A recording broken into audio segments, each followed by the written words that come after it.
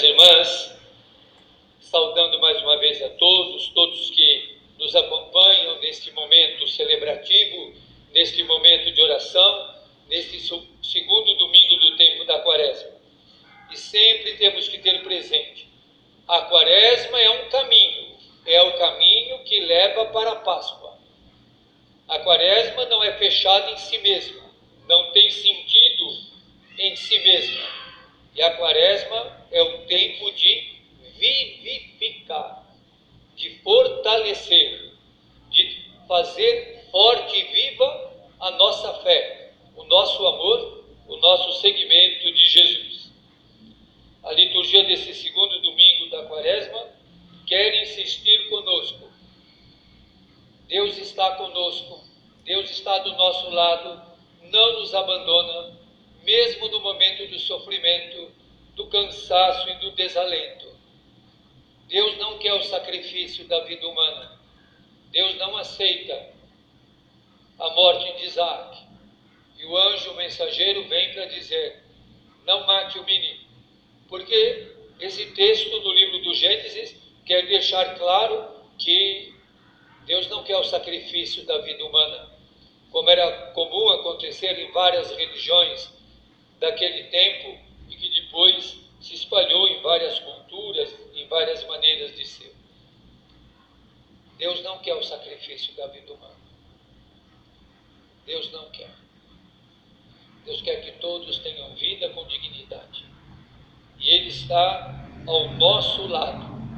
E por estar do nosso lado, a descendência de Abraão vai ser tão numerosa como as estrelas do céu, como as areias da praia do mar. Isso faz lembrar que logo o Papa Francisco vai fazer uma visita e justamente ele vai lá na cidade de Ur. Vai ser a visita mais arriscada do pontificado de Francisco, mas que quer chamar a humanidade para de novo estar disponível ao amor de Deus e não sacrificar a vida humana. E ter presente que andar na presença de Deus, junto a Ele, na terra dos vivos, como nós cantamos, é saber que Ele está conosco. E se Ele é por nós, quem será contra nós? Quantos atentados à vida, quantos sacrifícios, quanta imposição de morte. Deus quer a vida do povo, não a morte do povo. E nós vivemos um momento de necrofilia. Nós vivemos um momento de uma cultura de morte, de armas, de negligência. E ainda nesse momento, com mais de 250 mil mortos por esta pandemia aqui no Brasil, ainda há quem esteja negando, relativizando, negando, como ouvimos esses dias, o uso das máscaras, fazendo aglomerações, desprezando o sofrimento do povo, não acelerando a possibilidade de vacinar massivamente o nosso povo, que tem que esperar tanto, com tanto sofrimento. O texto do Evangelho do segundo domingo da Quaresma sempre nos traz a cena da transfiguração de Jesus, na versão de Mateus, na versão de Lucas, e este ano nós lemos na versão de Marcos. E é interessante que no texto do lecionário litúrgico diz, naquele tempo, mas no texto bíblico diz, 6 dias depois, e aí alguém fica perguntando, 6 dias depois do quê? O importante é que 6 dias depois é a criação da humanidade, é a criação do gênero humano. 6 dias depois, Jesus está numa luta ferrenha com aqueles que são seus amigos, e ele toma consigo o Pedro, o Tiago e o João. E alguém diz, esses 3 devem ser VIPs, né? Jesus logo chamou os 3. Chamou os 3 com ele, porque são os 3 que mais dificuldade têm de entender o que Jesus está ensinando. E mais dificuldade têm de entender O amor, não a força. A doação, não a acumulação. O perdão, não a vingança. Eles têm muita dificuldade de entender o que Jesus está dizendo e de aceitar que Jesus traz uma novidade, que é a novidade amorosa de quem dá a vida e não de quem explora a vida dos outros. E tomou consigo os três e os levou sozinhos a um lugar à parte. Isso é uma expressão técnica do Evangelho, quando diz que levou sozinhos um lugar à parte, é porque está difícil, a oposição é grande. Eles estão se opondo muito ao que Jesus está falando. E esse texto vem logo depois que Jesus faz um primeiro anúncio da paixão. Eles não querem, eles querem que Jesus seja forte, e Jesus é frágil. Eles querem que Jesus tenha poder, e Jesus é amoroso. Eles querem que Jesus imponha, e Jesus só propõe. Eles querem que Jesus seja todo poderoso. Jesus é todo amoroso. Por isso que eles se opõem. Eles não conseguem entender. Era a cultura deles naquele momento. E foi sobre uma alta montanha. A montanha, e aqui, embora depois na tradição cristã se diz que esse é o Monte Tabor, os textos do Evangelho não falam isso. É uma montanha. E uma montanha aonde se faz o contato com Deus.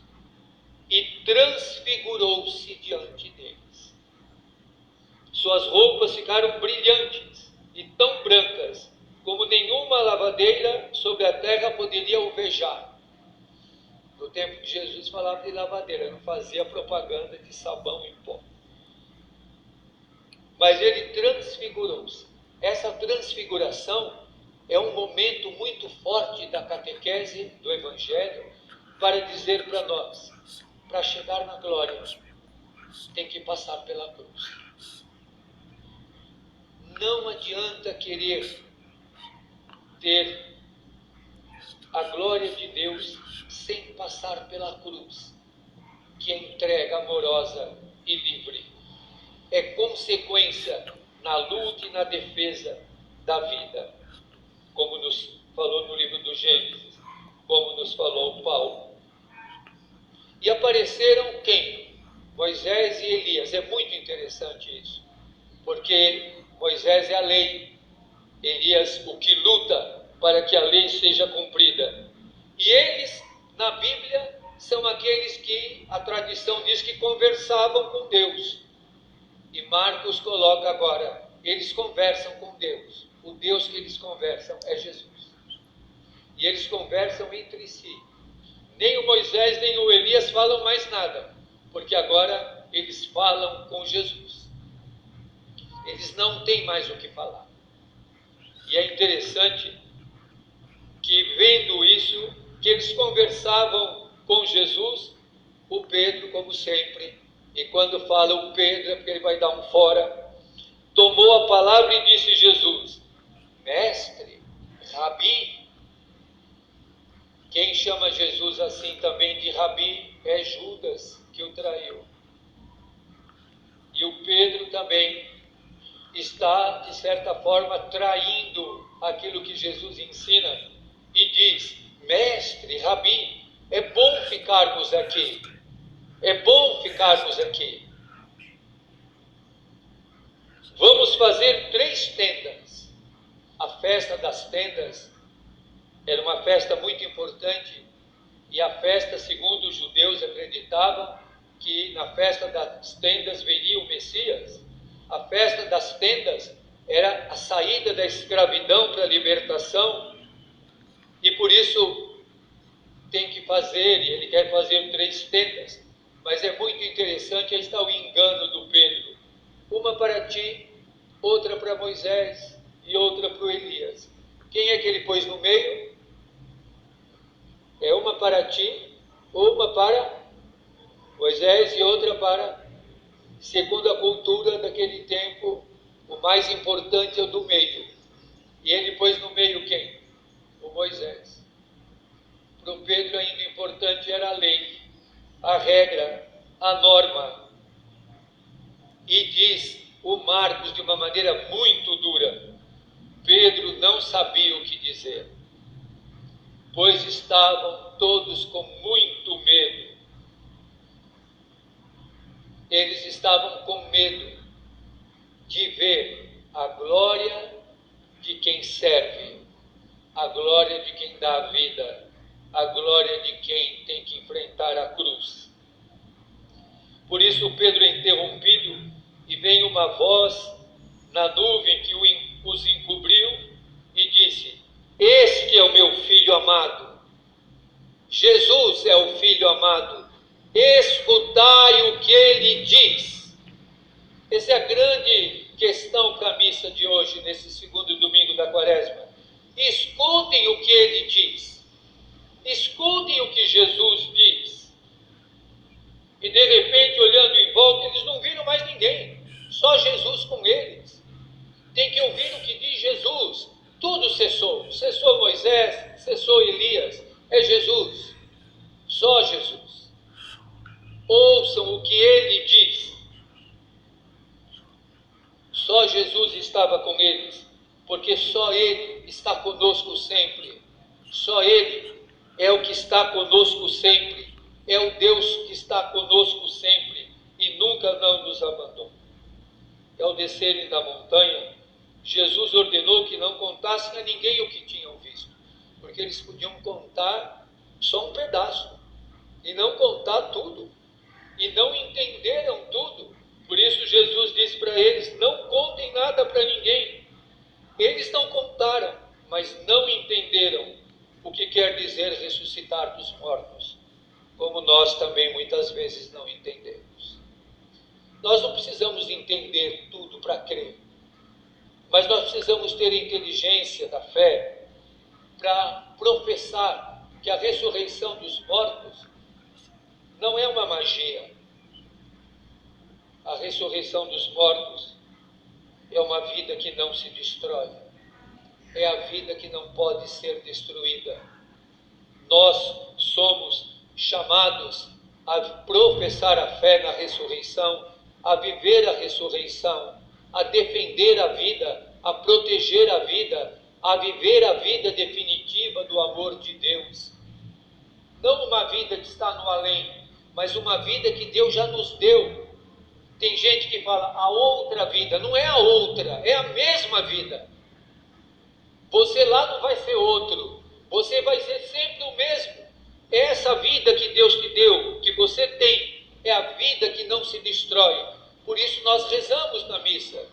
A vida não nos é tirada, mas é transformada, e desfeita a nossa morada mortal, temos uma vida definitiva. É a mesma vida, não é outra, agora é outra. Não, é a mesma. É a vida que nós temos e que levamos em frente. Por isso, não se pode destruir a vida de ninguém, não se pode deteriorar a vida de ninguém. Essa vida é única, essa vida é unida ao amor de Deus, porque tem sua origem no amor de Deus. Ontem, quando eu olhava aquelas crianças embaixo do viaduto, onde estavam as pedras, como eles brincavam, e mesmo com a chuva, corriam de um lado para o outro, brincando com coisas que normalmente se jogaria no lixo. Como eles se divertiram com a câmera fotográfica, como eles têm sensibilidade. É essa vida sagrada, criada por Deus, que não pode ser desprezada, como a vida dos doentes, a vida dos velhinhos, a vida dos que estão nas UTIs, a vida dos que estão nas filas de atendimento médico, a vida dos que estão prisioneiros, a vida dos que estão na Cracolândia ou em outros lugares onde se consome drogas que deterioram a vida humana. Toda a vida é sagrada e a glória de Deus é a vida do povo, como nos diz Santo Irineu. Então é muito importante que todos nós, desde que nascemos, somos chamados à ressurreição, a ter força de lutar para a vida, ter força de defender os mais fracos, os fragilizados e os esquecidos, porque essa vida não pode ser destruída, a vida não pode ser aniquilada, a vida tem que ser protegida e defendida, não selecionada. Isso tem uma interferência violenta na nossa fé, uma interferência que tem que nos chamar a um tempo de conversão.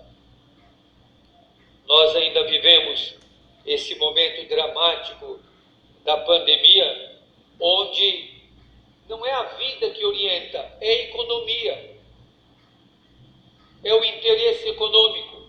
E o interesse econômico não é a partilha, o interesse econômico é a acumulação, é manter os privilégios, é manter as desigualdades. Quem perde sempre, a vida que perde sempre é a vida dos pobres. Não pensem que a elite perdeu alguma coisa. Não perdeu nada. Ao contrário, os economistas e os que estudam a economia sabem que os que já eram ricos, mesmo na pandemia, ficaram mais ricos. Os poderosos acumularam mais poder. Há pouco tempo eu falei com uma pessoa ligada à saúde e a determinada esfera de poder, e essa pessoa me disse: nossa, o que tem de gente poderosa querendo comprar a vacina.